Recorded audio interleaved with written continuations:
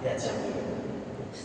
Baik teman-teman terkasih, saya akan dengan singkat pendek saja dari bacaan kedua, bukan bacaan Injil, bukan bacaan pertama, dari bacaan kedua.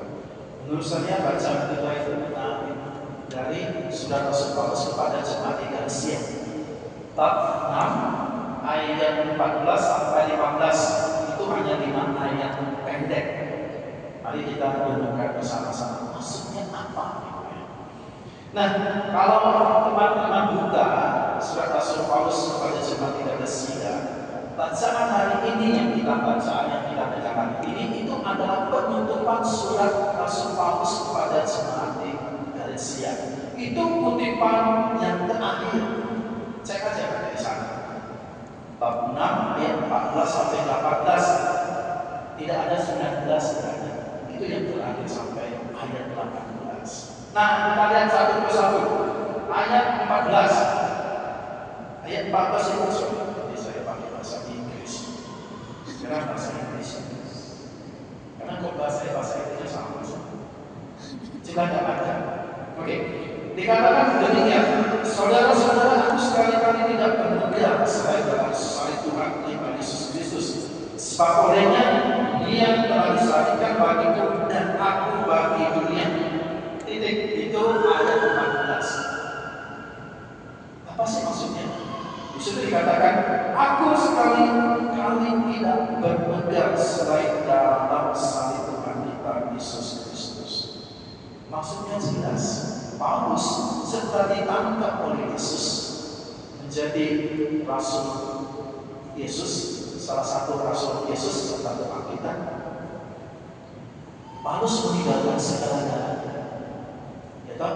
Dia meninggalkan segala-galanya, dan dia pergi ke berbagai tempat, bahkan ke Roma, hanya mewartakan Yesus. Tidak ada yang lain. Dia wartakan itu adalah Yesus.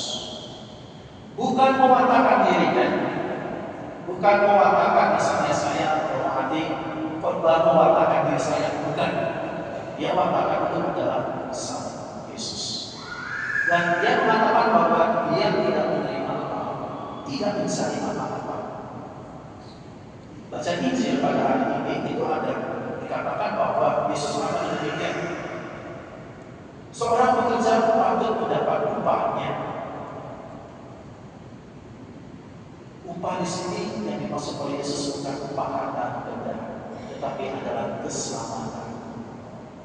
Upah keselamatan. Seperti Paulus, dia tidak mendapat apa-apa, tetapi dia dapatkan upah itu adalah damai, sejahtera, dan keselamatan. Itu maksudnya. Jadi dia meninggalkan segala-galanya hanya untuk Tuhan Yesus. Kita kan kalau ditanya, lu kerja, lu mau nggak kerja sama saya? Pertama-tama kan ditanya, gajinya berapa? Kemudian seperti itu loh. Kalau ada orang itu jelas gajinya paling sekian. Ya syukur-syukur bisa 5.000, 6.000 misalnya, syukur-syukur. Tapi ada teman-teman yang dapat lebih dari 5.000, 6.000. Ada. Kan kita teman-teman kalau mau diajak kerja tanya, aku dapat apa dari pekerjaan? Teman-teman terkasih, kita itu sebenarnya semua dipanggil untuk menjadi pekerja-pekerja di hadapan Tuhan. Anda lihat di sini gambar ini gambar apa? Ladang. Ini kan pekerja, Pak. Bahasa Indonesia.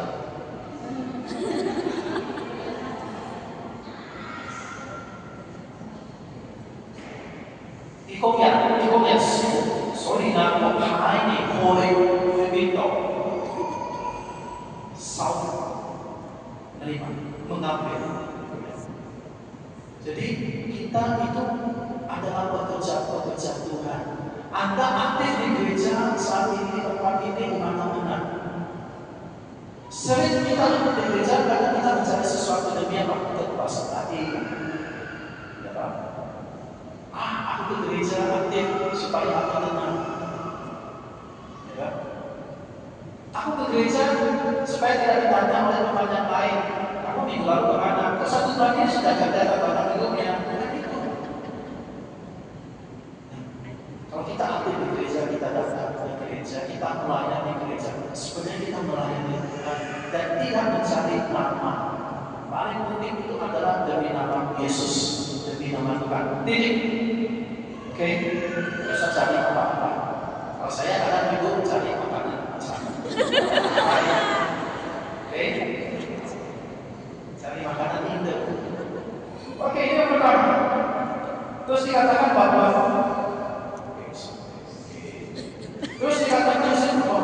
sebab olehnya dunia telah disalibkan bagiku dan aku bagi dunia. Dia berkorban, Paulus berkorban demi siapa? Demi Yesus. Dia berkorban. Lanjut ayat yang ke-15. Di situ dikatakan demikian.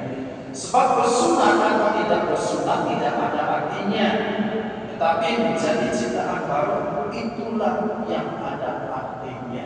Menjadi ciptaan baru. Paulus setelah ditangkap itu menjadi orang baru. Dulu namanya siapa? Saulus.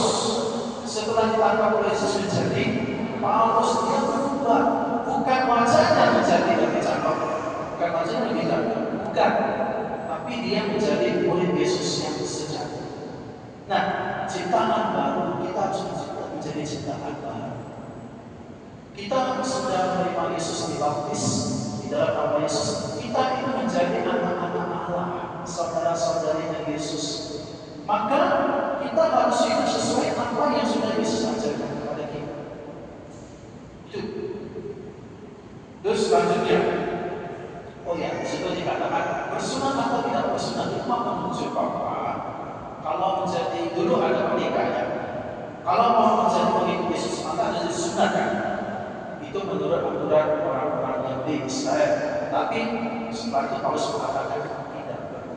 Bersunat atau tidak bersunat tidak menjadi tanda bahwa kamu menjadi pengikut Yesus, tetapi menjadi ciptaan baru, kamu menjadi baru. Itulah yang menjadi tanda bahwa kamu mengikut Yesus. Di sini yang dibutuhkan adalah perubahan, transformasi, namanya transformasi hidup kita, diri kita. Bukan transformasi perubahan wajah, bukan. Seperti Paulus transformasi menjadi pengikut Yesus. Oke, itu ciptaan baru. Terus ayat ke-16 disitu dikatakan, bagi semua orang yang memberi dirinya dipimpin oleh patokan ini, dan bagi semua orang yang menjadi milik Allah, turunlah kiranya damai sejahtera dan rahmat. Itu sangat jelas. Kalau kita menjadi ciptaan baru, menjadi orang baru, menjadi pengikut Yesus, taat kepada apa yang Yesus ajarkan kepada kita, kita akan mendapatkan damai sejahtera. Gitu? Menjadi milik Allah, turunlah kiranya damai sejahtera dan rahmat. Kalau kita mengerjakan apa yang Yesus ajarkan kepada kita, tidak takut kita. Tapi kalau kita kan misalnya mengerjakan sesuatu yang tidak benar, kita takut. Nyolong duit, misalnya belanja, pakai uang majikan, takut ketahuan, tidak tahu nanti kita. Sama seperti itu. Kalau kita melakukan dosa, nanti kita kan tidak tenang. Tapi kalau kita tidak melakukan dosa, kita melakukan sesuatu yang baik, nanti kita tenang, damai sejahtera. Amin. Mudah. Ikuti apa yang Yesus inginkan. Oke. Apalagi di situ ayat ke-17 dikatakan seperti demikian. Selanjutnya janganlah ada orang yang menyusahkan aku, karena pada tubuhku ada tanda-tanda milik Yesus. Pada tubuhku ada milik Yesus. Maksudnya Paulus itu menderita karena pewartaan Yesus. Dia di penjara, lama di penjara. Banyak surat-suratnya ditulis dalam penjara. Dia mati karena Yesus. Matinya dibunuhkan pada macam penjara ini.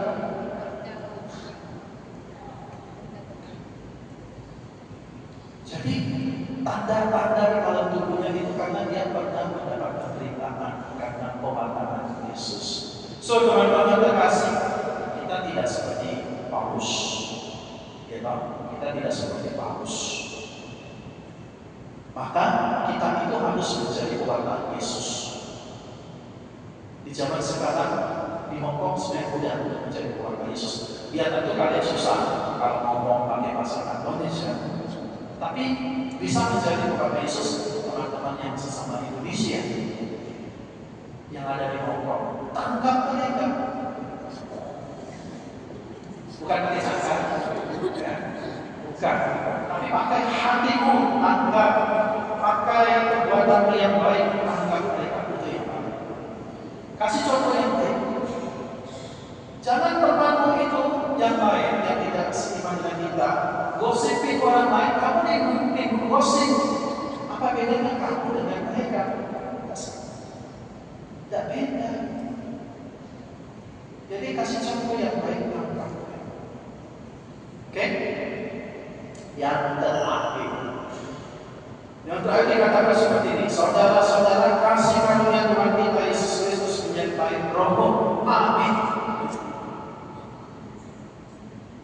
Kalau kita semua menjadi putra putri anak-anak Tuhan yang baik, nah, kasih karunia Tuhan itu menyertai kita. Yakin? Yakin? Apakah Anda sudah menjadi putra putri Tuhan yang baik? Bukan, itu kan pertanyaannya.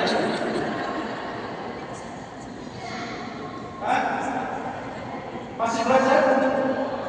Iya, tapi kalau kita belajar terus, tidak akan sama. Oke? Jadi berusaha menjadi anak-anak Allah yang baik, anak-anak Tuhan. Itu yang paling baik, damai sejahtera akan turun. Bukan dalam bentuk uang, bukan dalam bentuk pacarnya kece, bukan, tetapi damai sejahtera di dalam hati. Itu yang paling penting. Amin.